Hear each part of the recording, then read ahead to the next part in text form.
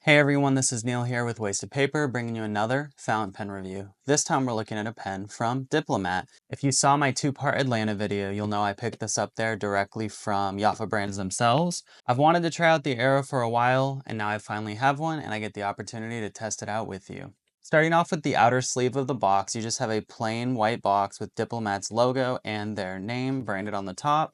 On the side, you have what the pen is, which is fountain pen Aero, Marrakesh, which is the color, and then I got it in broad. They only had broad or extra fine, and I just really don't use extra fines, so I got a broad. Something immediately unique to this pen is it comes with a metal sleeve on top.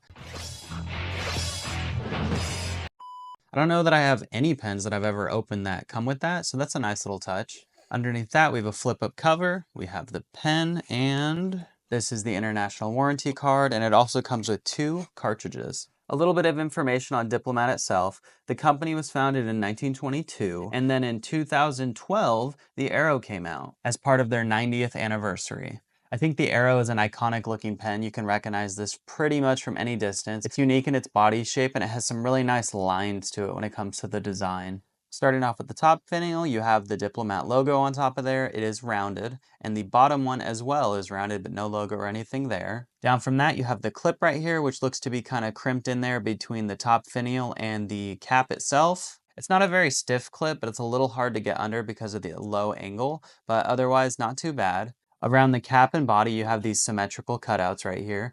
By my count, there's 15 of them. Hopefully I got that correct. There's one kind of hiding underneath the clip there. At the bottom of the cap, it says Diplomat, and it also says Germany because this is a German brand. Continuing down, more of those facets, all the way to the ending point right there. The cap itself is friction fit, which is really nice. I talked about this in a past video, but the Lamy 2000 is a friction fit cap as well, and I think those are super understated. Not many companies do that. They're always doing screw-on caps and so on and so forth. I like these. You don't see them enough, and there's something about being able to easily take a cap on and off anytime you want to use a pen. And it has a pretty satisfying click. Lovely.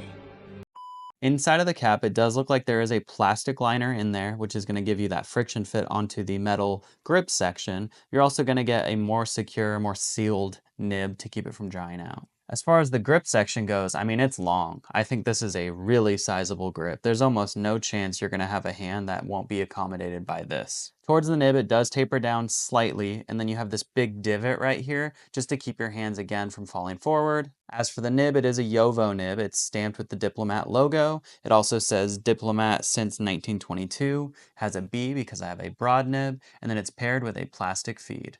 For those curious, the pen does post. It posts really securely because the friction fit of this is the same as it is right here. It's pretty much made to do that. I will say though, the length of it and everything's fine. I don't think that's an issue, but I do not like how this looks posted. I think that the body shape right here really lends itself to being uncapped. Even capped, I think they have just really clean lines. Not the biggest fan of how this looks, but it is secure, it's not going anywhere, and it's not too long posted at all either. Going inside of the pen now, it does feel like metal threads on metal, which it is.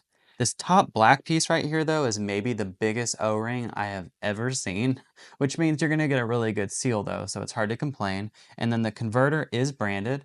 It says Diplomat made in Germany. And then it is a friction converter. It is not threaded, which I'm used to having like Yafa brands being threaded, but I don't think that's an issue at all. Standard converter. Quick call out before I put this back together. The grip section here with this nib has some pretty hefty weight to it. I like that personally. It can kind of weigh your hand forward when you're writing. Obviously you're not going to do it like this, but I think that's a really nice touch. I'm a pretty big fan of having pens be front heavy so they go down when you're writing and you don't feel that awkward weight pulling you back while you're doing it. For ink, we're going to be going with another Yafa Brands company. This is Monteverde's Brown Sugar ink. I actually bought the Diplomat Viper in brown. I haven't done a video of that pen. If you want to see it, I can do it. I did the original video on the blue Viper. When I bought that, I bought this brown ink and I haven't inked that one up yet. And I figured, you know what? Let's use Yafa Brands with Yafa Brands. This will go great with Diplomat. As for the writing sample, I'm going to be going with my GLP Creations notebook. You've seen this on the channel before. I actually posted a review the first time I got one of these. I like this paper a lot. They're really thin, flexible notebooks. I recommend you check them out. I bought mine on Amazon. I'll have a link in the description down below.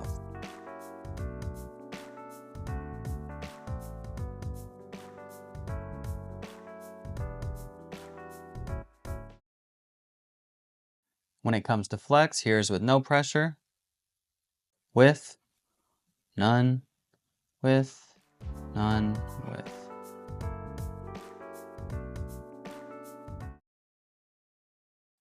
Backing up to show this in full size now, the writing was very smooth. I've always kind of heard that Diplomat have fairly smooth and bouncy nibs, and I don't feel a ton of bounce, but the smoothness I would say is there. The broad may be contributing to that, but this definitely wrote really smooth. The brown sugar ink's a bit darker than I would have liked to match this. It looks pretty good here, but in person you can tell it's a bit darker than I'd want. There's no dry spots or anything like that. When it comes to flex, I was a little shaky myself, but there really wasn't any. You can see it laying down more ink, but as far as line variation, it's pretty much the same, especially right here you can tell. When it comes to laying down ink, did fine, and then I did this a bit faster, no issues at all. I would say this is a really consistent writer, and it felt very smooth.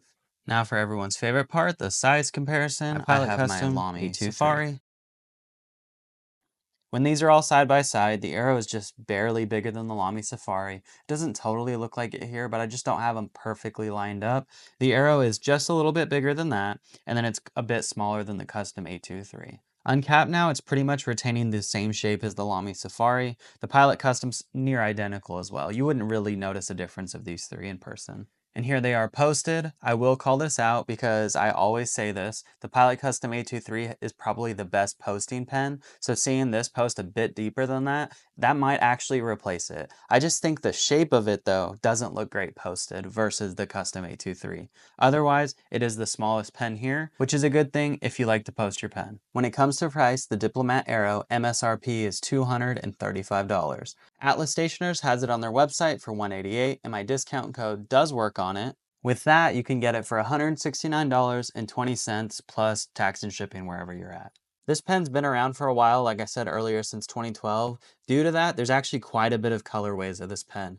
If I had to call any of them out as probably my favorite one though, I actually like the brass stripe ones a lot. Due to the brass body, it does have quite a bit more weight on it. So the price on that one is a bit higher, but I think that's probably the best looking colorway next to this one here. One little story I want to share before I end this video too is at the Atlanta Pen Show, the vendor that was running the Yafa brand's table actually gave me a deal on this pen. He gave it to me for an extra $30 off. That's due to me doing videos for them in the past, and he was just really nice and worked with me on that. So I did get a really good value on this pen. For the price that I'm going to assume most people will get it at though, $170, I think it's pretty worth it. You have a metal pen here, it posts amazingly. I think the body and overall look of this pen is great. There's not enough pens that you can buy that are just cap pens. I really like that. If I had to nitpick and say something I didn't like on it, it's probably this clip.